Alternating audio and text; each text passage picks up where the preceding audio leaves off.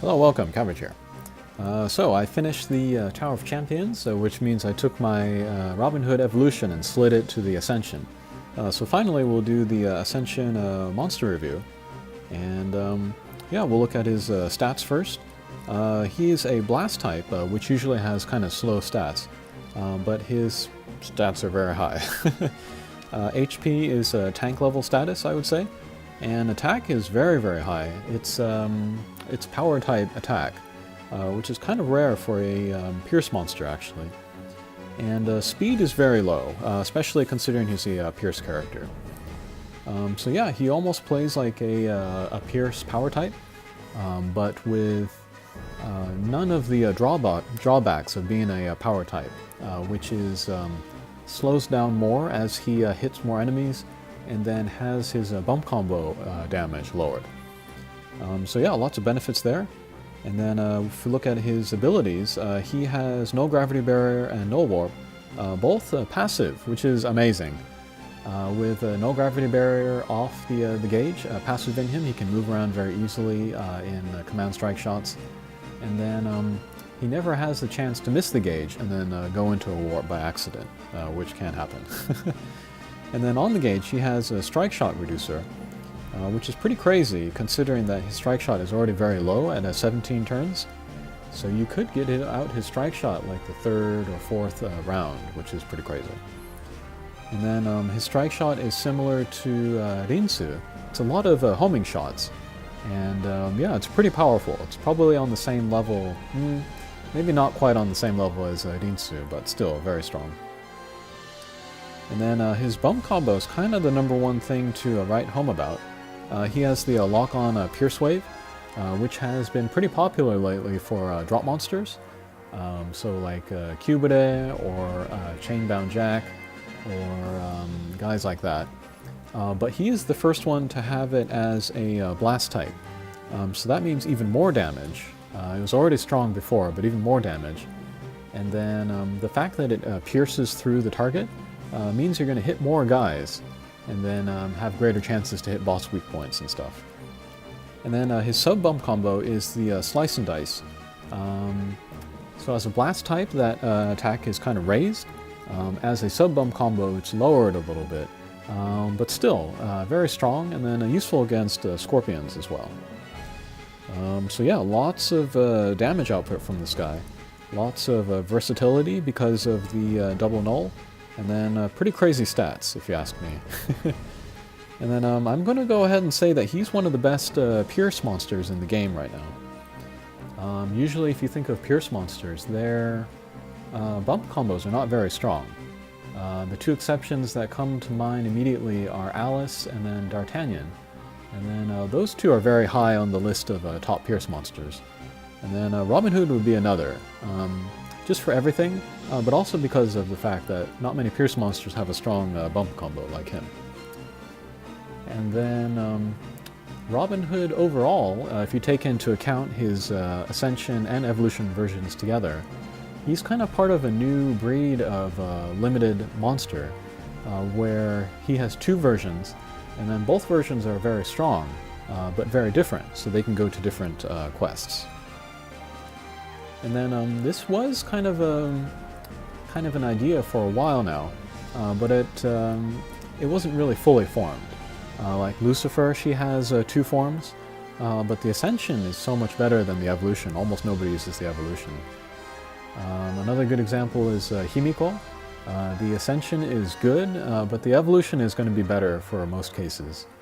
And then I think a step above those characters is like Amakusa Shiro, where both versions of her are very usable in a few different impossible quests, but not nearly as many as, say, Gabriel or Robin Hood. Gabriel and Robin Hood are really the first limited monsters where both versions of them are super duper strong, where it's worth having two of the character, or having the Ascension materials on hand all the time so that you can slide them back and forth.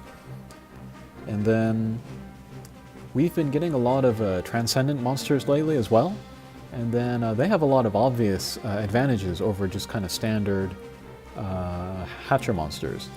which is like faster strike shots, the ability to get 2 able berries, and then 2 full strength bump combos. But the advantage of characters like Robin Hood and Gabriel is that they have 2 completely different versions that are very strong and can go to lots of different quests. And then, yeah, as we go forward, we're going to see more of this type of limited character, where both versions are, equally good and equally worth having. Alrighty, but let's talk about what impossible monsters Robin Hood Ascension would be good for. And he's good for quite a few, actually. He'd be good for Tsukiyomi. He might need a speed up bump combo, but he'd be good there.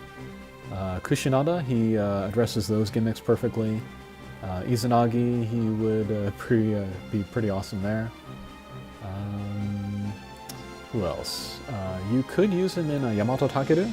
I don't usually bring Pierce monsters to Yamato Takeru, but you could do that there.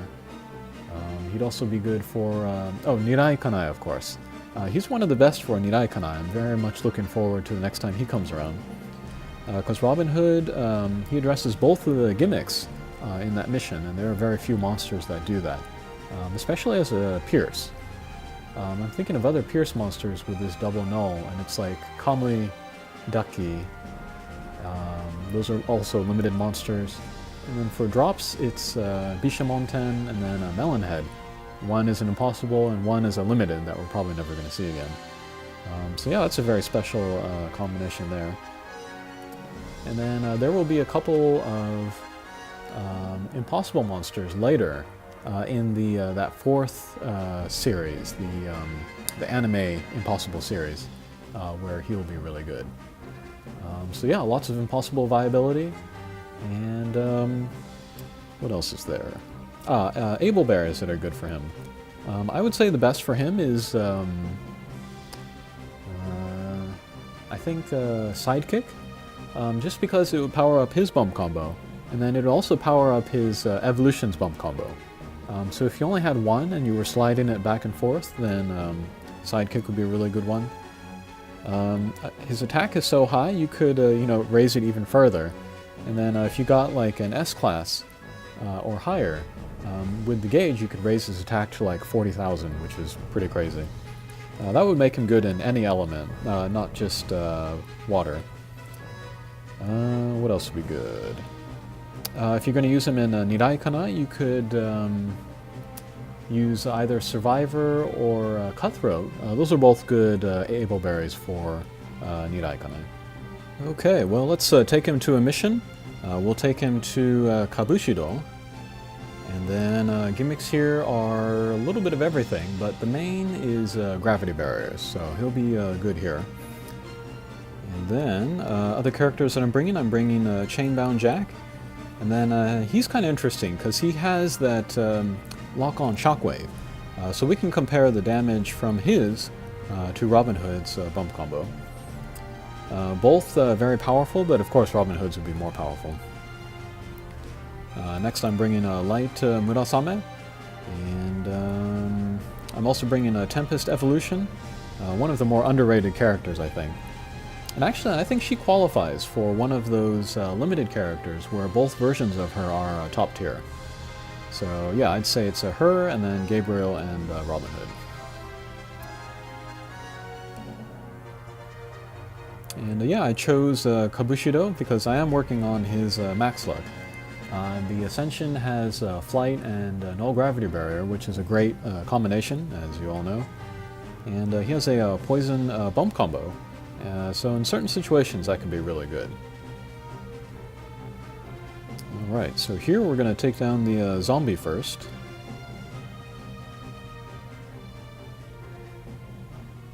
And then, yeah, a little bit of every gimmick on every stage. Sometimes there will be damage walls, sometimes there will be mines, sometimes warps. So a little bit of everything will be helpful. Alright, so let's look at Robin Hood's direct attack, see how much damage that does.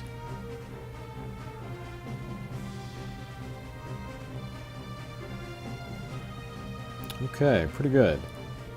So yeah, he's not going to get a lot of hits since his speed is so low, but every hit will count since his attack is so high.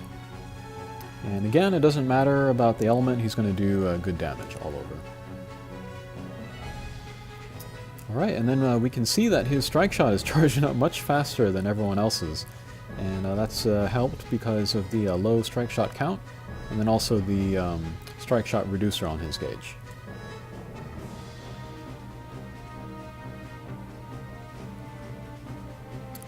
And then the way that the lock-on shockwave targets is that it goes towards the enemy with the lowest hit points. And then just like I explained in the Yamato Takeru Zero video, that means it's usually not going to go into drones or shields, so that's a good positive point. Alright, and then there we see Robin Hood's luck skill activate, and that was the bump combo critical, which is pretty crazy for him. So yeah, anytime that comes up, you definitely want to take advantage, especially since his attacks are homing. Okay, this is the second of 4 boss stages, kind of a long-ish mission, but we'll make it. Alright, and there is a mine robot, so we want to be careful with our characters without flight or minesweeper. Okay, excellent damage from Tempest.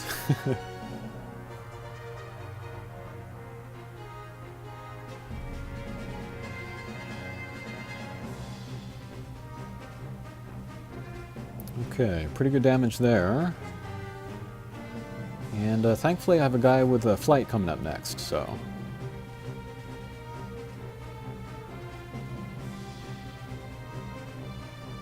Alright, and then Robin Hood's strike shot is charged up already, so we'll look for a good place to use that.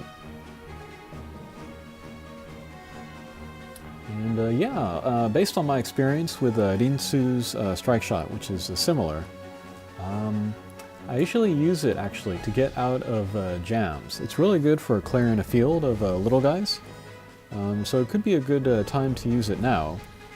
But I am worried about the homings going into the drones, so maybe after a few of those are gone, then I'll use it.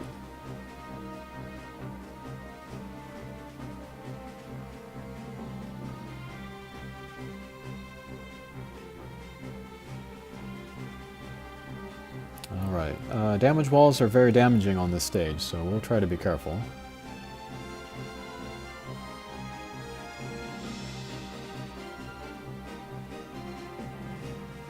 Alright, we got a good chance to use Light Murasame's strike shot here, so let's go ahead and do that. We'll pick up the sword as well, so that'll be extra damage there. And then we will move on to the last stage.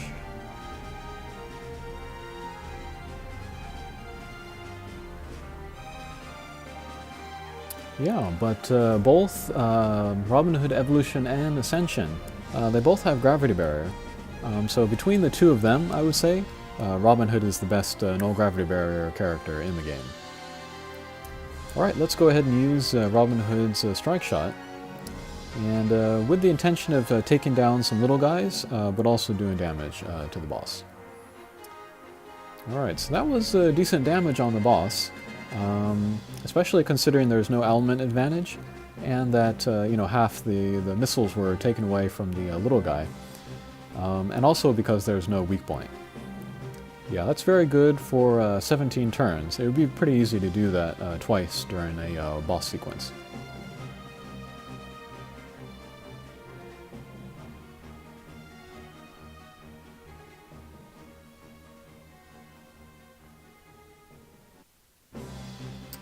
Okay, we're going to go ahead and use Tempest's command strike shot. And then, again, Robin Hood, he has null gravity barrier and null warp passive in him, so he'll be able to move very freely around this stage.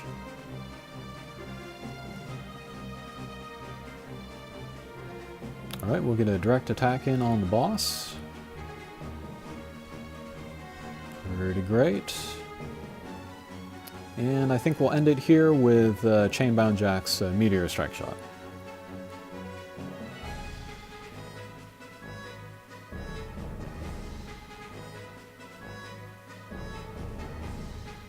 Okay, and that'll do it. So that was Robin Hood Ascension.